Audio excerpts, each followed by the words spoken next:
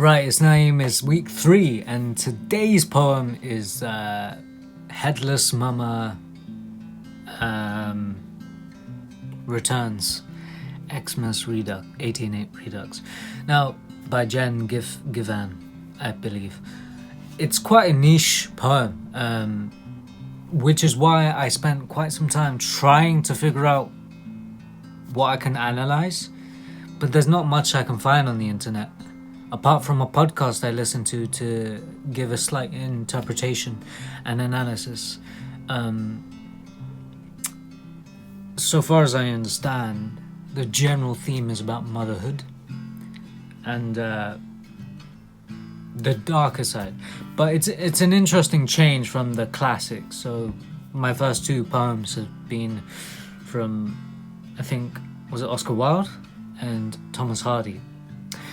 To have my first woman as well, but also quite a modern take, a modern poem. So yeah, I hope you enjoy it, and see you in a bit.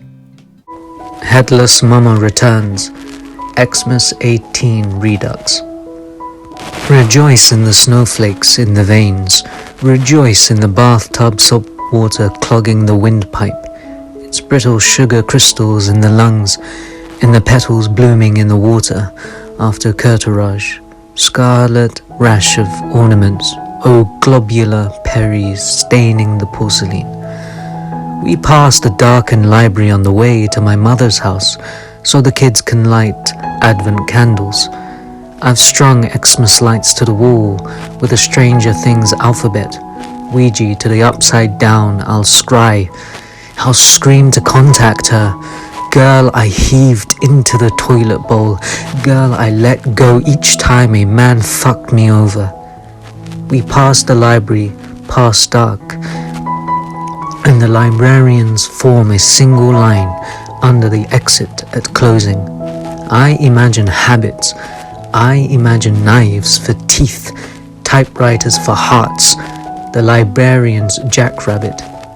They devour the dogs. My children at my mother's table love Jesus. The plants in my mother's kitchen still bloom on the sill, while my mother's tongue wilts on my blue altar, and even Frida from her Santos candle glares in disapproval. I've drowned them. The leaves blanch, a sick mucus and bulbous wax. A loaf of soggy bread around my belly, and thighs in the milky soap water. I scrub and scrub the pinkening of poultry I've become. There was a hairbrush once, a broom's handle. There was a channeling in a tunnel. Oh burst, oh pop, oh clank, oh fuck my swollen bell of brain. If no candle lights when we scratch the match, has God forsaken? Where have the librarians prowled off to with their curses? Once upon a time, my mother lost her goddamn mind. I scrape the blackened foil from the cake I've burnt, oh baby I carried to the ledge. I've brought only the living ones to pray for strength, for when their mama hollows a wall, marrows a bone, and the headless girls return to her, and the bodies rise like steam from her chest, and she flings her rust, her knives, and uplifts the blanket of ribcage to the cavernous tomb of sky. Rightio. So, like I said before, there wasn't much available online. So I did listen to a podcast by, I think, Poetry Magazine or something, which there was a little description. So much of the poem that I understood was about motherhood and sort of the darkness behind it, especially during the seasonal time, because I believe this was released in the winter months of 2019. So, for example, there were sections like I'll scream to contact her. I don't know who her is, right? But the idea of motherhood, which is quite agonizing, right? We think of motherhood as quite nice and warm and cuddly, but it can be equally scary. And during those early years in motherhood, prior to teens, maybe even during the teens, you kind of feel like ripping your hair out sometimes. And there are genuinely, not all, but there are genuinely some mothers who kind of regret their decision during that phase, whatever phase it is. But I may be having a wrong take here. There's other lines such as a time a mother lost her goddamn mind. Now how often does that happen, right? You, like I was saying, you want to pull your hair out. It's frustrating. Especially, I think, as from what I understood from the podcast, during Christmas, Thanksgiving, any seasonal holiday, it's generally upon the mother to, cook, clean, etc. So it is quite frustrating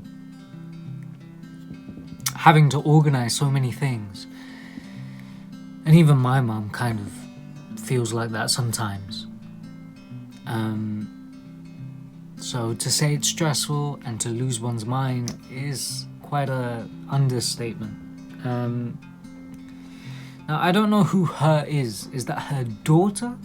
Possibly, but I need to give it a little rumination because, I was searching online and I couldn't quite find much because this is quite a recent poem, as I said.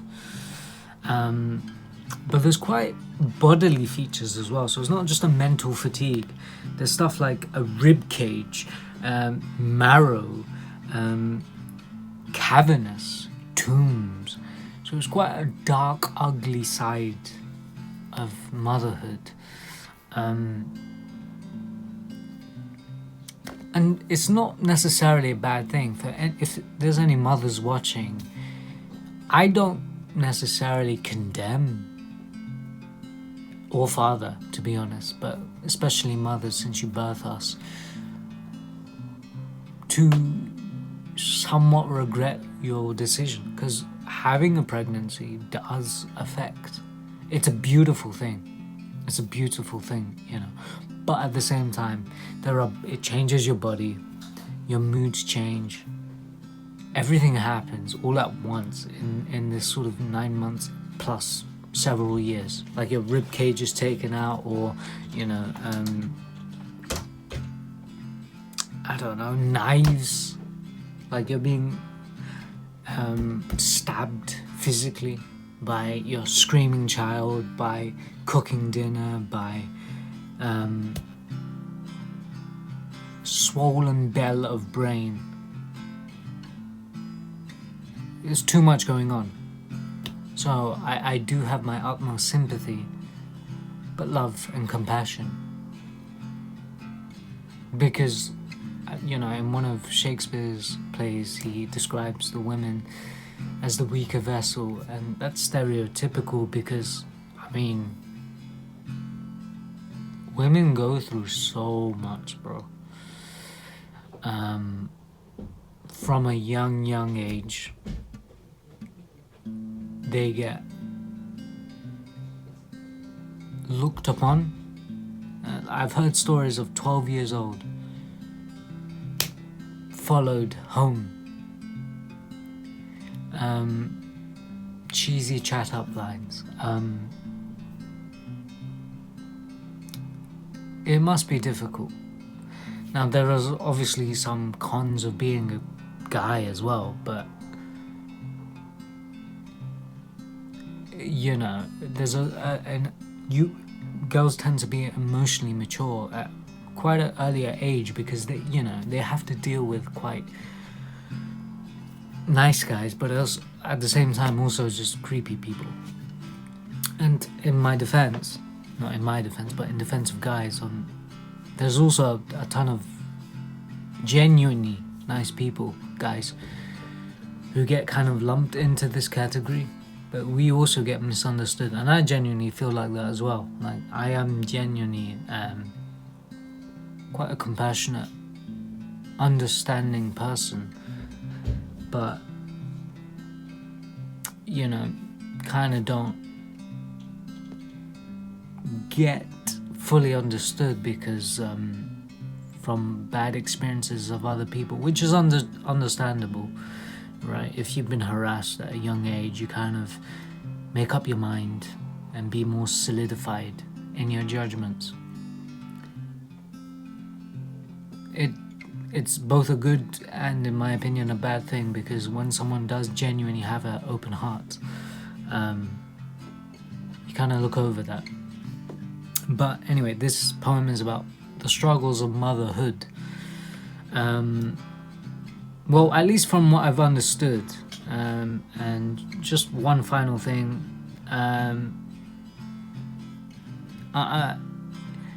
There's a lot of concrete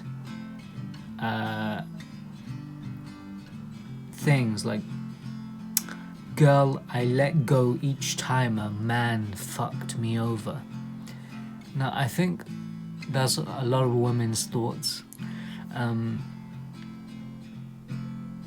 You don't want to say it because maybe you feel bitter and hurt, but at the same time, guys and girls, but in this poem, guys screw you over and play with your heart. And as a mother, maybe you feel like you've already, by birthing a child, you've accumulated a burden. To call a child a burden is a bit horrible, but you know what I mean. Not a burden, but like extra responsibilities. And if the guy, the father, either dips out or doesn't pull his weight in the relationship, it definitely feels like it's an extra burden upon the mother to do even more things.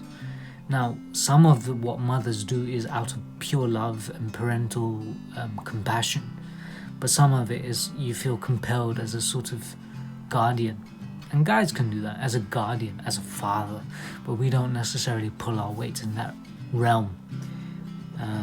But yeah, that's my analysis.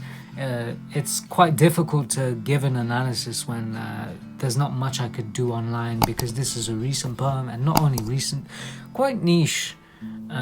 But please, thank you, like, comment, subscribe, and I'll see you soon. Bye.